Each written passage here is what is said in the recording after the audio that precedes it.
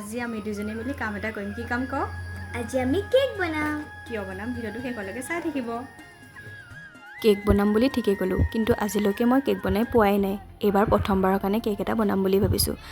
এতিয়া কেক বনাবলৈ লোৱাৰ আঁৰৰ কাহিনীটো শুনো আহক ভাইটিৰ বাৰ্থডে আছিলে ভাবিলোঁ কেক এটা কিনি অনাতকৈ এবাৰ নিজে বনাবলৈ ট্ৰাই কৰোঁচোন কিবা হয় এনেও হাতৰ মৰমেৰে যেতিয়া কেকটো বনাই দিম সিও ভাল পাব বুলি ভাবিলোঁ আজিলৈকে যিহেতু কেক বনাই পোৱাই নাই বুলি মই কৈছিলোঁৱে ন সেইকাৰণে বোলো প্ৰথমবাৰ বিস্কুটেৰে ট্ৰাই কৰোঁ কেকটো কেনেকুৱা হয় প্ৰথমতে বিস্কুটখিনি গুড়ি কৰি ল'লোঁ তাৰপিছত ধুনীয়াকৈ গাখীৰৰ লগত অলপ ফেটি ল'লোঁ আৰু এইফালে দিছোঁ বেকিং ছ'ডা মানে মোবাইলৰ পৰা চাই শিকিছোঁ ৰাইজ বাকী মোৰ ভিডিঅ'ৰ ভিউৱাৰ্ছবিলাকে চাগে কেক বনাব জানি মোৰ প্ৰথম ট্ৰাইৰ কাৰণে ভাবিলোঁ ভিডিঅ' এটাও ৰাখি থওঁ লগতে মই ভিডিঅ' নিদিয়া বাবে আপোনালোকেতো মোক পাহৰিয়ে গৈছে সেইকাৰণে ভাবিলোঁ ডিম্পল বুলি যে কোনোবা ছোৱালী এজনী আছে আপোনালোককো মনত পেলাই দিওঁ বাকী বেছি জাজ নকৰিব হা প্ৰথমবাৰৰ কাৰণে চাইডে অলপ লাগি গৈছে আৰু দেই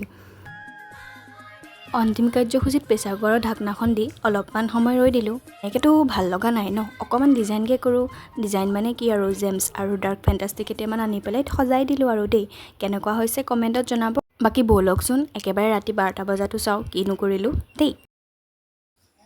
আমাৰ মুনুৰ জন্মদিন আমাৰ